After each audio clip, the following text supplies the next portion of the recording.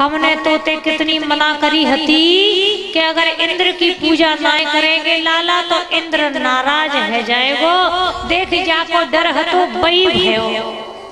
इंद्र ने अपना प्रकोप दिखानो चालू कर दियो लाला। अब हमारे ब्रज की रक्षा कौन करेगो। कन्हैया कहते हैं काय को घबरा रहे हो गाल वालों। नंद बाबा घबराने की जरूरत ना है, जाके पूजा करिए, रक्षा वो ही करेगा। बोले गोवर्धन पर्वत की पूजा करी है तो रक्षा भी या ब्रजमंडल की अब ये गोवर्धन पर्वत ही करेगो। सो मेरे भगवान ने क्या किया कि इधर मेघ आए और बारिश हुई कि सबने ग्वाल वालों को बुलाया और कहा अरे ग्वाल वालों आइयो तनिक भैया ने लगाइयो डंडन को सहारो। और मेरे छोटे से 7 वर्ष के भगवान गिरधारी ने गोवर्धन को 7 वर्ष की आयु में 7 कोस के गोवर्धन को 7 दिनों तक भगवान ने अपने हाथ पर ऐसा ले गए कि हाथ पर उठाया, लेकिन ब्रजवासी कहते हैं कि हाथ पर नहीं, अपनी उंगली पर उठाया। अपनी उंगली पर 7 दिनों तक मेरे प्रभु गोवर्धन को लेकर के खड़े हैं। तृतीया से और 10वीं तक वर्षा 7 दिन वर्षा होती रही।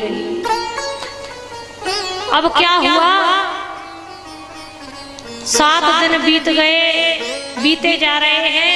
ब्रजवासी बोले लाला कितनो टाइम है गयो, पानी तो अब बंदनाए भयो। अब या गोवर्धन को उठाए के हम लोग कब तक खड़े रहेंगे लाला, हम तो परेशान है गए।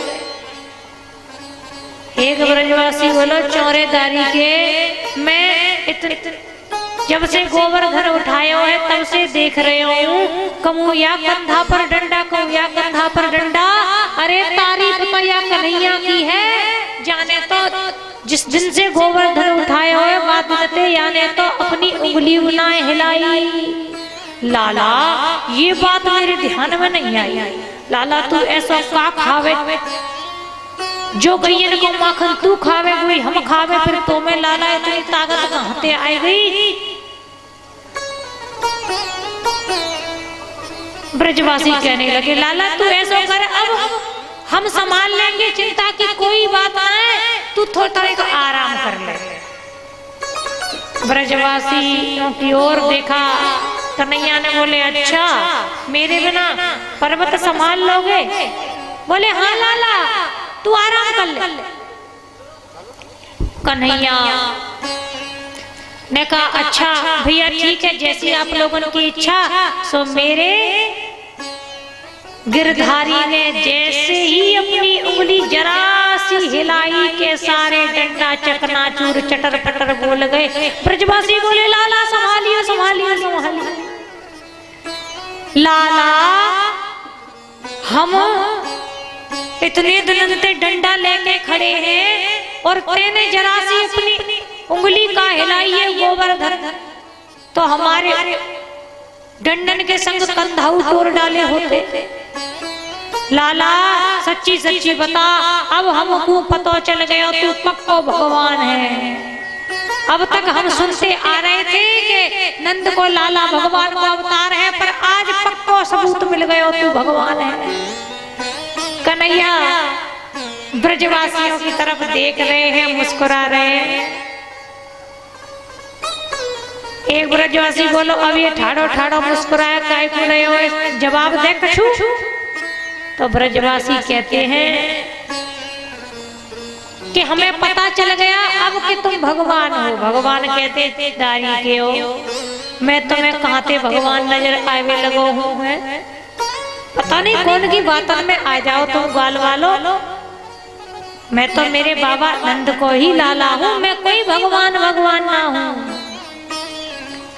बोले कछु सबूत देके बता कि तुम्हें इतनी ताकत आई कहाँ थे। बोले हाँ ये बात कछु पते की करी। भगवान कहते हैं सुनो ब्रजवासियों, मेरा ये जो देवता है ना गोवर्धन गिरिराज बाबा, यानी मेरे कान में एक मंत्र दयो है कि जब कोई संकट की घड़ी आवे तो यह मंत्र को जाप कर लीजो और जब कोई संकट की घड़ी आवे तो मैं यही मंत्र को जाप करूं। और एक बात और कही है कि जब संकट की घड़ी आवे या मंत्र को जाप तू लाला करियो। और एक बात कि जो तो को देखे बाकी पूरी ताकत तो में आ जाए, तो तुम सबन की ताकत मुंह में आ गई। अब ब्रजवासियों का दिमाग ठनका, बोले तब वही हम सोच रहे कि इतने दिनों से हमें कमजोरी कैसी महसूस हो रही है। लाला पहले तो तू माखन चुराता ब्रज में डोलो, अब तू ताकत चुराए में लग गए।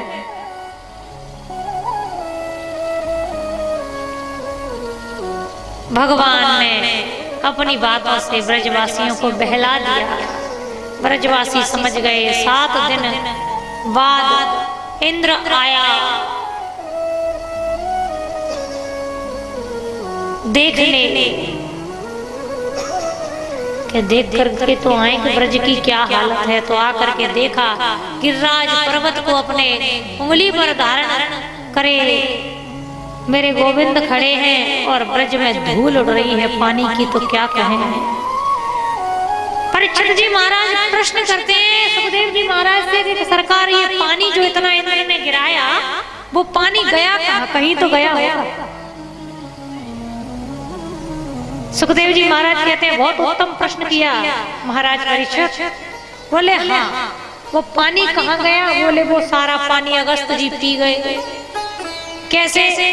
बोले एक बार मैया जानकी ने त्रेता युग में और अगस्त जी का निमंत्रण किया, भोजन करने को बुलाया, तो इतना भोजन खा गए अगस्त जी के मैया तो परेशान हो गई।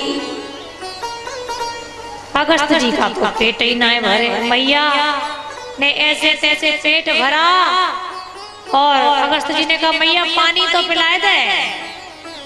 तो सीता मैया ने कहा जगत जननी जानकी ने बोले नहीं, भोजन खवाए में लाले पड़ गए, अब पानी हम आपको द्वापर में पिलाएंगे।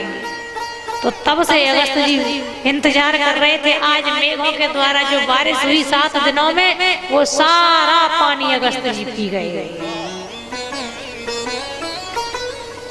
और इंद्र ने देखा कि ब्रज में धूल उड़ रही है, समझ गया कि नारायण है, नारायण का अवतार है। और जिस धरती पर जहाँ नारायण स्वयं गिरिराज पर्वत को उठाकर खड़े हों, उस ब्रज का भला कोई क्या बिगाड़ सकता है।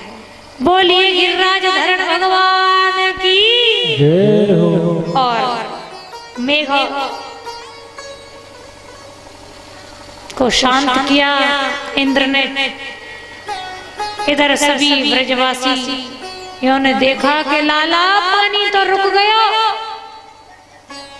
कन्हैया ने कही तो आ जाओ सब बाहर गोवर्धन पर्वत की। और आज सभी ब्रजवासी कन्हैया के सामने हाथ जोड़कर खड़े हैं। बोले लाला हमें ये नहीं पता कि तू भगवान है या नहीं, पर जब जब हम पर कोई संकट आया है तब तब लाला तेने ही हमारी रक्षा करी है। सो हमारा सो तन मन धन प्राण धन देवता जो है सब तू ही है लाला। और ब्रजवासी भगवान की जय जयकार करने लगे। ब्रजवासी कहते लाला तू धन्य है जो तेने इतने बड़े पर्वत को 7 वर्ष की आयु में उठा लिया। भगवान कहते और कछु ना है, सब तुम्हारी दुआओं का असर है और ऐसी कोई बात नहीं है। और भगवान कहते हैं कि कछु माखन को बल बढ़ो और कछु गोपन करी सहाय। और श्री राधा रानी की कृपा से मैंने गिरवर लियो उठाया। और कोई बड़ी बात नहीं है। कुछ लोग तो अगर इतना सा काम कर दे तो अपनी बड़ाइयों की ये समझ लो झड़ी लगा। भगवान ने गिरिराज पर्वत को उठाया, परंतु श्रेय किसको दिया? ब्रजवासियों को, गोपियों को, राधा रानी को। बोले आप सब लोगों की कृपा से ही मैंने इस गिरवर को उठाया है। समस्त ब्रजवासी भगवान की जय जयकार करते हुए कहने लगे गिरिराज धरण प्रभु तेरी शरण गिरिराज धरण